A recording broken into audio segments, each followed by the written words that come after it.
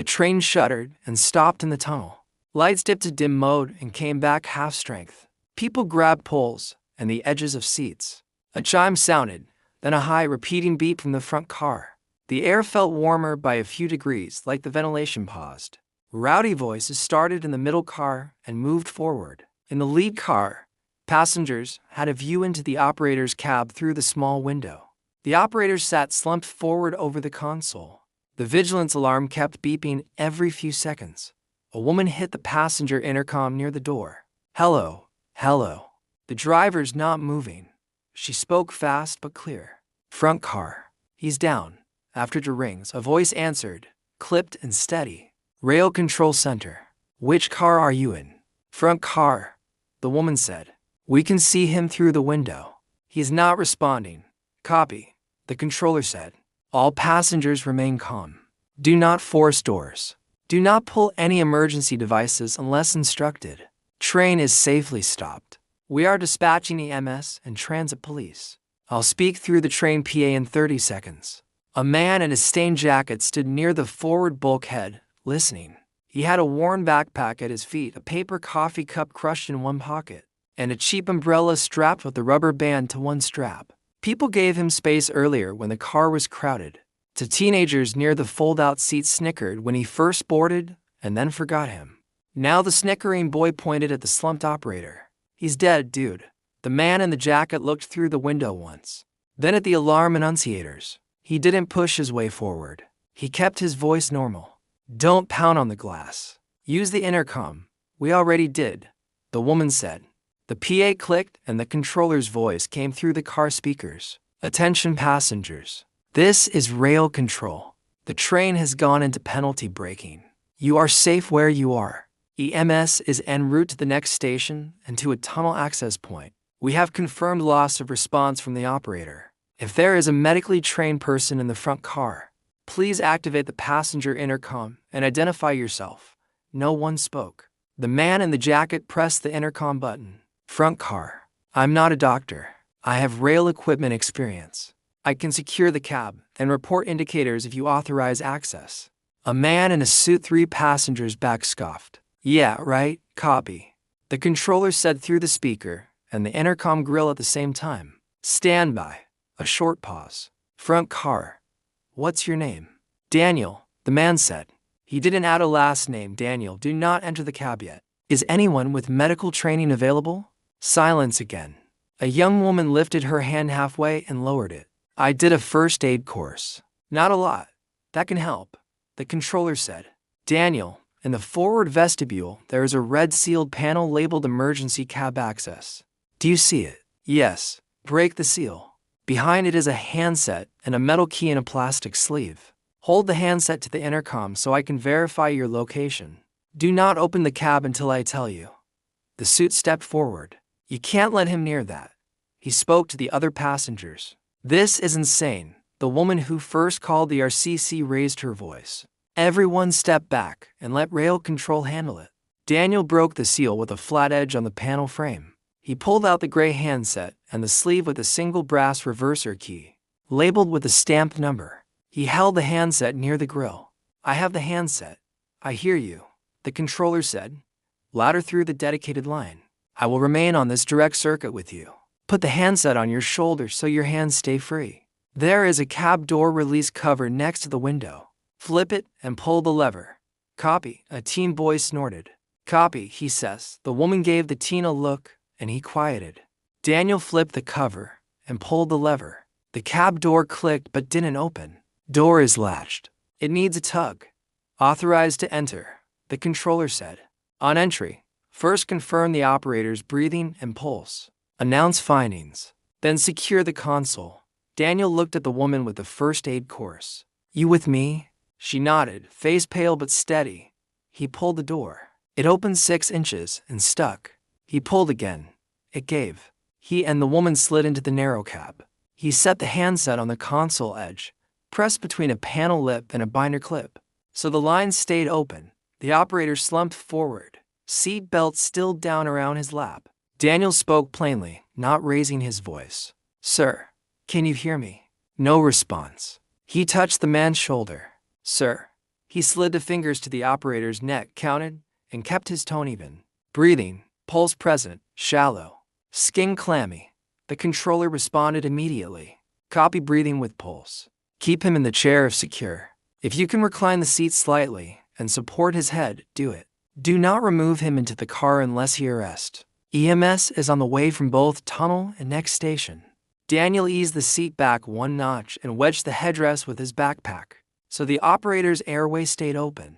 The woman held the operator's wrist and nodded when she felt the pulse too. Daniel looked at the console, mode selector and ATO, vigilance light flashing.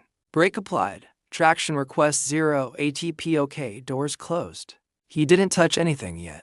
Console shows ATO, penalty brake, vigilance active. Train line pressure holding.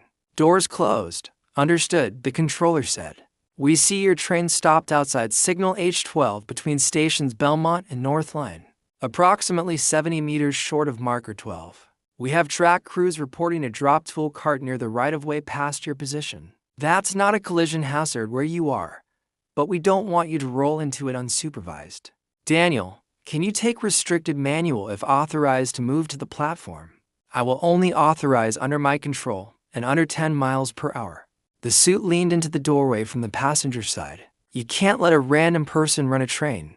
The controller's tone stayed flat. Sir, step back from the cab door. This is rail control. The woman in the cab looked at the suit. Back up, please. The suit stepped away. Daniel kept his eyes on the panel. I can take restricted manual if you authorize, and if I can key in. I will need to cut out ATO and acknowledge vigilance. I will not move without your permission. Good, the controller said. EMS is 6 minutes out at Belmont. We will meet you at the platform with transit police to clear a path. Here are the steps. Confirm brake handle in full service. Confirmed. Remove ATO by switching to manual. Do not move the master. Controller. Switching, Daniel. Flip the guarded selector to man. The ATO lamp went dark. Insert the brass reverser key in the reverser slot. Turn to forward, but do not request traction. Daniel slid the key in and turned it. An interlock click sounded under the console. Key in, forward. Vigilance alarm is active because the operator didn't acknowledge. The controller said, press the vigilance acknowledgement. Keep one hand on the deadman interlock if the seat switch requires it. Daniel pressed the acknowledge. The beeping stopped for the first time since they entered. The woman exhaled. Good, the controller said. This is a restricted movement under my authority. You will move at walking speed to marker 10, then stop short. I will confirm track clear. After that, you will proceed at restricted speed to Belmont platform.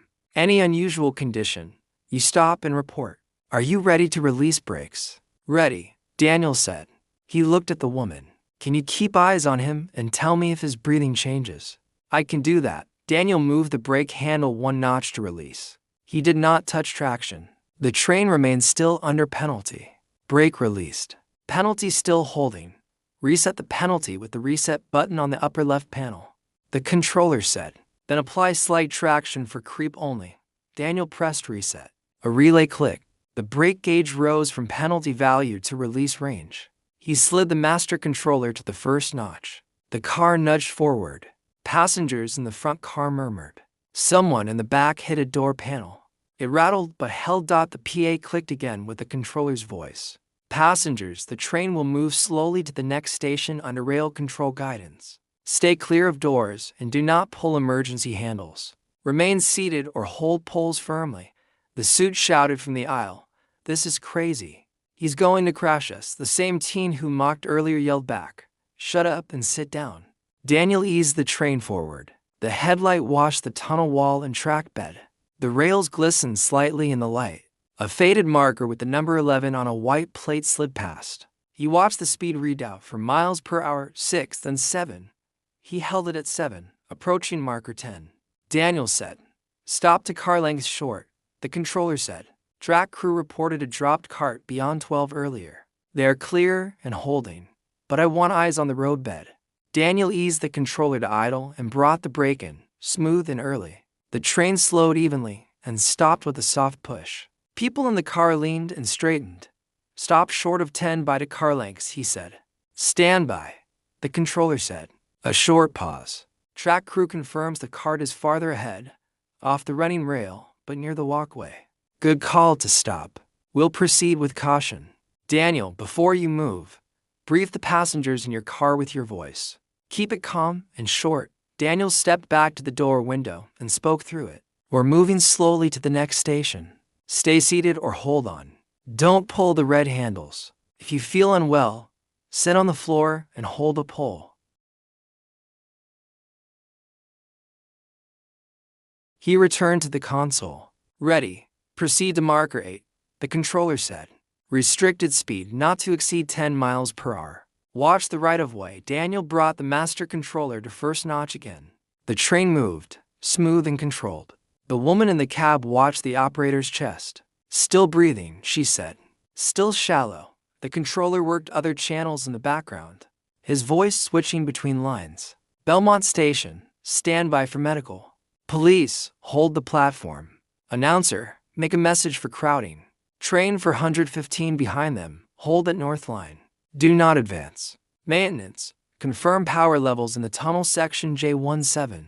Daniel called out what he saw in the headlight. Walkway right side, signal ahead dark. Roadbed clear. Marker 9 passing. Speed 7. Copy, the controller said. The suit hovered at the door again and spoke without the earlier edge. Is he going to make it? The woman didn't answer the question. Pulse is here. The teen who had mocked earlier stood near the door with his backpack on his chest like a shield. He watched the tunnel with a fixed stare. He spoke to no one in particular. It's not like in the movies. No, Daniel said. It's not. A reflective rectangle on the walkway blinked in the headlight. A tool cart, small metal one-wheel broken, sat half off the path. A glove lay next to it. A paper tag with the barcode stuck to the handle. It was not on the running rail, but it was close enough to catch light and worry people who didn't know what mattered. Daniel eased the train to a crawl and stopped with the cart centered in the second car window, not under the lead car. He reported. Stopped. Cart visible on the walkway right side. Not on the rail. We're clear to pass. Copy, the controller said. Proceed. Daniel moved again. The cart slid past without incident. Marker 8 came up. The brake curve in his head matched what he felt in his hand. He stopped the train short of the marker by a meter. Stopped at 8. Good, the controller said. 2 more blocks. Belmont platform is within sight distance after marker 6. We will open doors on the platform only. You will not open anything in the tunnel. Understood. Understood. Belmont, confirm medical at South End. We'll stop the head of the train at the far mark. Clear a path to the operator's cab. A garbled voice answered on the controller's other line. Belmont ready. Daniel continued in small, repeatable moves. Traction 1 notch. Watch the speed tape. Hand on brake. Eyes on the roadbed and wall. He didn't narrate every motion. He called out key waypoints and conditions. Marker 7 passing. Speed 6. Roadbed clear. Operator still breathing. The woman nodded and kept her fingers near the man's neck. Pulse is better than before. Not strong. Copy, the controller said. Daniel, you'll have a platform crowd. We're holding them back but expect noise. Stay focused on the stop mark. Stop short if anything looks wrong. Belmont's supervisor will meet you at the window. The teen near the door found the courage to speak. Are you trained for this? Daniel kept his eyes forward. Focus on holding the pole. That's your job. The teen nodded, satisfied to have something he could do that didn't feel fake. The suit stood back now. He held his own briefcase tighter. He didn't apologize. He kept quiet. The PA clicked. The controller made another announcement for all cars. Passengers were approaching Belmont Station. Remain seated until the train stops. Doors will open on the platform side only. Emergency personnel will board the first car. The tunnel light changed. Reflections increased. The platform edge came into view. White tile, yellow tactile strip. A cluster of uniforms near the far end. Daniel put the brake in with room to adjust if he overshot. He brought the speed down to a crawl and kept the nose even with the platform entry.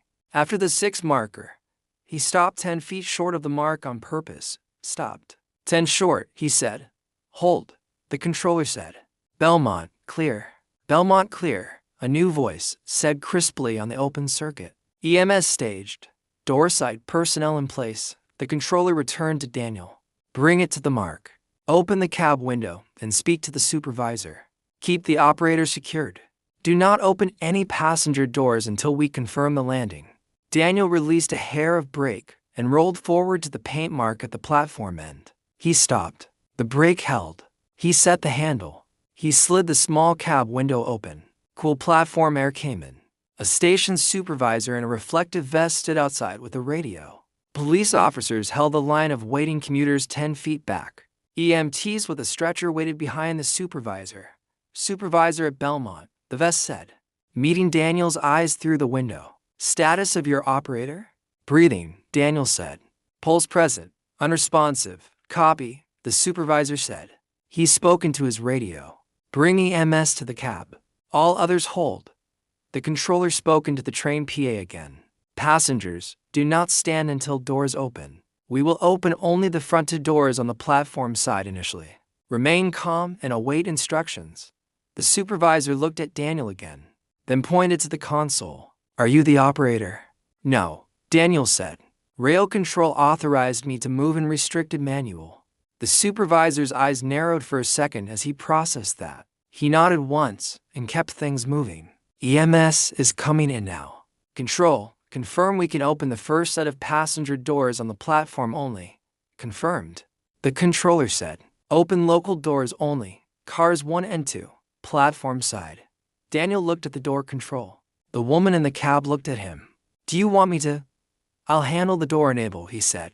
He pressed local door enable, and the platform side opened for the first 2 doors.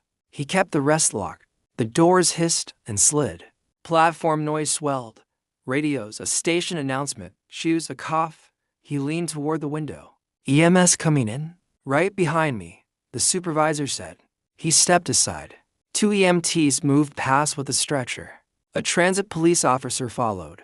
The controller's voice came into Daniel's ear again through the cab handset. Hold position. Keep the console secure. Once EMS takes the operator, we'll instruct you on securing the train and deboarding. Stay with the cab until I release you. Daniel nodded even though the controller couldn't see him. Copy. The woman in the cab kept her hand on the operator's wrist. Still there, she said. Low. The EMT stepped into the cab. One took the airway. The other checked the carotid pulse. They exchanged quick, practice words. Bag ready. Monitor on. For when we're moving. The police officer pressed back the nearest passengers to keep the entrance clear. Daniel watched only what he had to watch. Brake handle set. Reverser key in mode still in man. Door indicators green for the 2 open doors. Closed for the rest. He kept his right hand near the brake and his left on the console edge. He didn't touch anything he didn't need. The supervisor leaned up to the window again. Once we have him on the stretcher, we'll need to deboard front to back in sections. Control will give you the sequence. Daniel nodded. Understood. The controller came back on the all-train PA passengers. We will deboard by groups. Please wait for instructions. Remain calm. We will get everyone on the platform safely. The EMTs placed the operator onto a board and secured straps. The bag valve mask hissed with each squeeze. The monitor beeped with a weak rhythm. The supervisor signaled with 2 fingers to the platform team, almost ready. Daniel looked once at the passengers in the car. Most were quiet. A few filmed with their phones but kept back. The team kept both hands on a pole. The suit stared at the floor. The woman who first hit the intercom blinked hard and wiped her face with one sleeve. Daniel returned his eyes to the console. He waited for the next instruction. The EMTs lifted the operator onto the stretcher and moved toward the platform. The police officer cleared a path. The station supervisor spoke into his radio, then to Daniel through the window. Control will start deboarding. Hold your console secure. The controller came on the PA, passengers. We will deboard the front 2 cars first. Please remain seated until your section is called. Follow staff instructions. Do not push. Daniel checked indicators. Doors still limited to the platform side on cars 1 and 2. Brake set, mode man. Reverser key in forward. He kept his hand near the brake handle. The supervisor raised a hand. Front car rows 1 through 6. Stand and walk to the open doors. Transit staff guided people out in a steady flow. No one argued. The teen with the backpack paused at the doorway and looked back at Daniel. He lifted a hand once, then stepped onto the platform. The skeptical suit stayed near the bulkhead until almost last. He stopped by the window and spoke through the gap. I was wrong. He swallowed. You did the right thing. Daniel didn't make it a moment. Move to the platform, please. The suit nodded and left. The controller, cars 3 and 4 next. More staff arrived to manage crowding. Radios crackled. The hallway at the far end of the platform filled and cleared in waves. The supervisor returned to the cab window. EMS is taking him to Belmont General. He had a pulse en route. Control, confirm next steps for this train. The controller answered on both the window radio and Daniel's handset. Once car 4 is clear, stop deboarding. Daniel, secure the train, master controller to neutral, brake handle to full service. Mode selector to ATO, reverser key to neutral, remove key. Confirm penalty set. After that, lock the cab and hand the key to the supervisor. Astor's copy, Daniel said.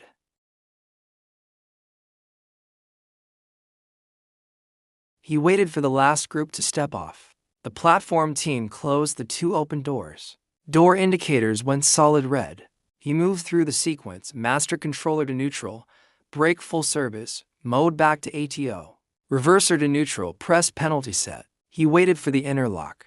The panel lights matched the expected set. He pulled the brass key, held it up to the window for the supervisor to see, then pocketed it for handover. Console secured, he said. Confirmed, the controller replied. Thank you. Supervisor, you can accept the key and reseal the access panel. The supervisor met him at the door, and Daniel opened the cab just enough to extend his hand. The supervisor took the key, slid it into a small envelope, and sealed it with a pre-numbered sticker. He placed the envelope in a clear pouch on his vest. Got it. The controller. We will platform transfer remaining passengers to the next inbound train. Police will escort car to car via the platform. Daniel, remain on scene for a brief statement with the supervisor. After that, you're clear. Understood, Daniel said. Platform transfers began from the rear cars. Staff opened doors at each, coupling 1 car at a time, walked groups to the platform, then closed again. It was slow and orderly. Most people kept phones down and eyes forward. A few approached the window, saw the police line, and moved on. The woman from the cab returned with a bottle of water and stood by the window. They said the operator was breathing on his own when they entered the ambulance, she said. They didn't promise anything else, but she stopped. You kept him stable. Daniel gave a simple nod. Thanks for monitoring his pulse. She nodded back and stepped aside. When the last car emptied, the platform was crowded but controlled. Station announcements pointed people to alternate routes. The controller spoke on the PA one last time. Thank you for your cooperation. Service will resume on an adjusted schedule. Follow platform staff for transfers. The supervisor opened the cab again. We'll do the quick report here. Name. Daniel, he said, then gave his last name. The supervisor wrote it on a standard incident form, added the time, train number, and location, and summarized. Operator unresponsive. Passenger Daniel accessed cab under rail control. Moved train in restricted manual to platform. EMS handoff. Contact number? The supervisor asked. Text only, Daniel said, reading off a prepaid line. The supervisor wrote it down. A transit police sergeant stepped up. You're not in trouble, he said before asking anything else. We just need confirmation that rail control authorized you to operate. Daniel pointed to the sealed key pouch on the supervisor's vest. Emergency access panel was open per control. Key was issued over the line and returned sealed to the supervisor. The sergeant looked to the supervisor, who nodded. Confirmed. Good, the sergeant said. Thank you for keeping to procedure. The station manager walked over with 2 paper cards. These came from passengers, she said. They asked me to hand them to the guy in the jacket at the front. It was a coffee shop gift card and a short note. Thank you for getting us to the platform. Daniel put both in his jacket pocket with no comment. The supervisor closed his clipboard. We're done. Control's grateful. If you're willing, the safety office may call for a more formal debrief. Okay, Daniel said. The suit hovered a few steps away, then approached with a folded umbrella. You probably don't need this, but it's raining up there. I've got one, Daniel said, nodding at the rubber-banded bundle on his backpack strap. The suit lowered the umbrella and looked a little lost. Right, he stuck out a hand. Daniel shook it once. The suit moved on. The teen lingered at the end of the line with his friend. Was it hard to drive? It's not driving, Daniel said. It's following rules. The train does what you ask if you ask the right way. The teen nodded like that solved the larger problem and left with the crowd. A platform announcement played about delays and alternate service. Maintenance staff arrived with a small cart to recover the dropped tool cart in the tunnel. The supervisor looked at Daniel. Do you have a place to go? I'm fine, Daniel said. Okay, the supervisor said.